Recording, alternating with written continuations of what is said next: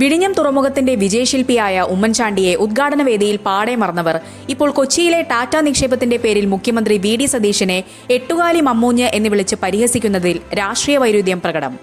വിഴിഞ്ഞത്തിന്റെ യഥാർത്ഥ അവകാശിയെ തമസ്കരിക്കാൻ നോക്കിയ CPM തങ്ങൾ തുടങ്ങിവെച്ച പദ്ധതികളുടെ credit പുതിയ സർക്കാർ സ്വന്തമാക്കുന്നു എന്നാരോപിച്ച് രംഗത്തെത്തിയതോടെ കേരളത്തിൽ പുതിയൊരു ക്രെഡിറ്റ് യുദ്ധത്തിന് വഴി തുറന്നിരിക്കുകയാണ്.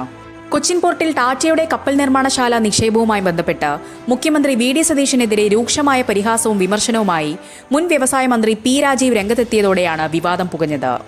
മുഖ്യമന്ത്രിക്ക് അത്യാവശ്യം ബുദ്ധിയുണ്ടാകണമെന്നും ഭാവനയിൽ കാണുന്ന കാര്യങ്ങൾ യാഥാർത്ഥ്യമെന്ന രീതിയിൽ അവതരിപ്പിച്ച് അദ്ദേഹം കേരളത്തിന്റെ വിശ്വാസ്യത തകർക്കുകയാണെന്നും രാജീവ് കുറ്റപ്പെടുത്തി.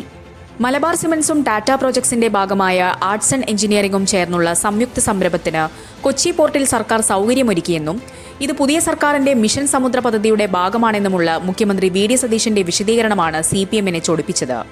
എന്നാൽ ഈ പദ്ധതി 2025 ഇൻവെസ്റ്റ് കേരള ഉച്ചകോടിയുടെ ഭാഗമായി അന്നത്തെ LDF സർക്കാർ രൂപം കൊടുത്തതാണെന്ന് P. രാജീവ് അവകാശപ്പെടുന്നു. മലബാർ സിമന്റ്സും ആർട്സിനും തമ്മിൽ അന്നേ ഒപ്പിട്ട ധാരണാപത്രം മാധ്യമങ്ങൾ വാർത്തയാക്കിയതാണെന്നും ഇതിന്റെ ക്രെഡിറ്റ് അടിച്ചുമാറ്റാൻ നോക്കുന്ന മുഖ്യമന്ത്രി വൈക്കം മുഹമ്മദ് ബഷീറിന്റെ പ്രശസ്ത കഥാപാത്രമായ എട്ടുകാലി മമ്മൂഞ്ഞിനെ പോലെ പെരുമാറുകയാണെന്നും അദ്ദേഹം വാർത്താസമ്മേളനത്തിൽ പരിഹസിച്ചു. ബുദ്ധിജീവിയായില്ലെങ്കിലും അത്യാവശ്യം ബുദ്ധി ഒരു മന്ത്രിക്കുണ്ടാകണം. ഫിഷൻ വായിക്കുന്ന ആളായതുകൊണ്ട് ഭാവനയിൽ കാണുന്ന കാര്യങ്ങൾ യാഥാർത്ഥ്യമായി അവതരിപ്പിച്ചാൽ കേരളത്തിന്റെ വ്യവസായ സാധ്യതകൾ തന്നെ ഇല്ലാതാകും. മുൻ വ്യവസായ മന്ത്രി പറയുന്നത് ഇങ്ങനെയാണ്: നാളെ കൊച്ചിൻ ഷിപ്പ്യാർഡും ദക്ഷിണ കൊറിയൻ കമ്പനിയായ ഹ്യൂണ്ടായുമായി മുൻ സർക്കാർ ഒപ്പിട്ട ധാരണാപത്രവും ഇത്തരത്തിൽ സ്വന്തം പദ്ധതിയായി സതീശൻ അവതരിപ്പിച്ചേക്കുമെന്നും രാജീവ് കൂട്ടിച്ചേർത്തു. വിഴിഞ്ഞം ഓർക്കുമ്പോൾ LDFന് ഇരട്ടത്താപ്പെന്ന് UDF. അതേസമയം പദ്ധതികളുടെ ക്രെഡിറ്റ് സ്വന്തമാക്കുന്നതിനെക്കുറിച്ച് സംസാരിക്കാൻ CPMന് യാതൊരു ധാർമ്മിക അവകാശവുമില്ലെന്ന് UDF കേന്ദ്രങ്ങൾ തിരിച്ചടിക്കുന്നു.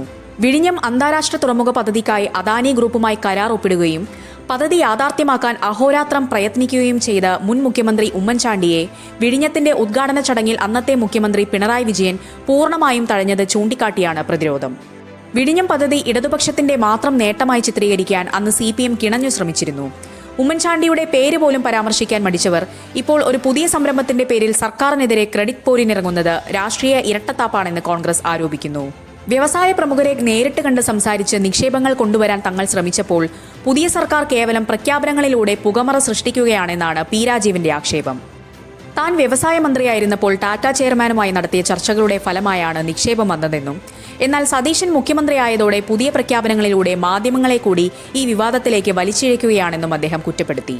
ഭരണഘടനാ പദവിയിലിരിക്കുന്നവർ സംസാരിക്കുമ്പോൾ ആധികാരികതയുണ്ടായിരിക്കണമെന്നും ഇത്തരം തർക്കങ്ങളിലൂടെ വ്യക്തികളുടെയല്ല മറിച്ച് കേരളത്തിന്റെ പൊതുവായ വികസന വിശ്വാസ്യതയാണ് തകരുന്നതെന്നും അദ്ദേഹം മുന്നറിയിപ്പ് നൽകി. വിഴിഞ്ഞത്തെ അവകാശ തമസ്കരണവും കൊച്ചിയിലെ അവകാശ സ്ഥാപനവും വരും ദിവസങ്ങളിൽ കേരള രാഷ്ട്രീയത്തിൽ വലിയ വാദപ്രതിവാദങ്ങൾക്ക് വഴിവെക്കുമെന്നുറപ്പാണ്.